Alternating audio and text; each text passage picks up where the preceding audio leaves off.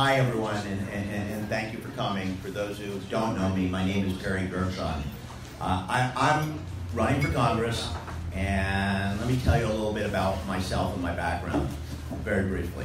In 1980, I cast my first vote for president, and I had just become of age. And I worked on Ted Kennedy's campaign in the primary, and that identified me with the progressive wing of Democrats. And I've been a lifelong Democrat since then.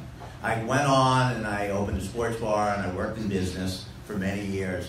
But in 2016, my son Logan got involved in Hillary Clinton's campaign. And he and I together went to the Holocaust Museum in Washington in June. And I was struck by the parallels between the rise of Donald Trump today and the rise of Hitler back then. And I just said to myself that we have to stand up and make sure this doesn't happen in America. And I followed the 2016 election very, very closely from that point on.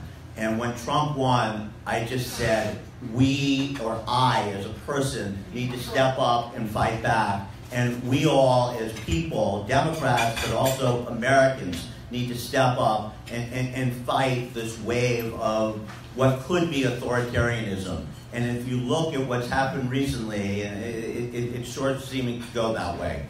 So I decided the best way I could fight the battle is to challenge Lee Zeldin for the office. My campaign, like many of the people up here, stands for democratic values. I think I'm going to focus more on jobs and infrastructure, on protecting the environment, fighting climate change, and on health care. We need universal health care and ideally Medicare for all.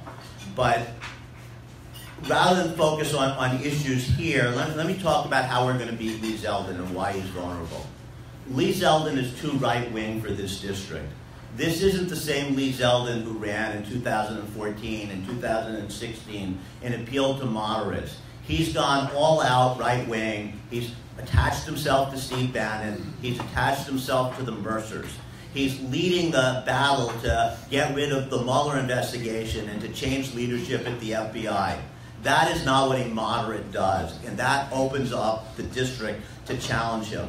He's wrong on taxes. He just voted against the Republican tax plan, but he's very much associated with it, and he speaks up of its virtues today. He's wrong on the environment. He supports Plum Island. He supports protecting the Long Island Sound. But other than that, he's against every kind of EPA regulation or regulation for climate change. He gets an 8% rating from the League of Conservation Voters. That's awful.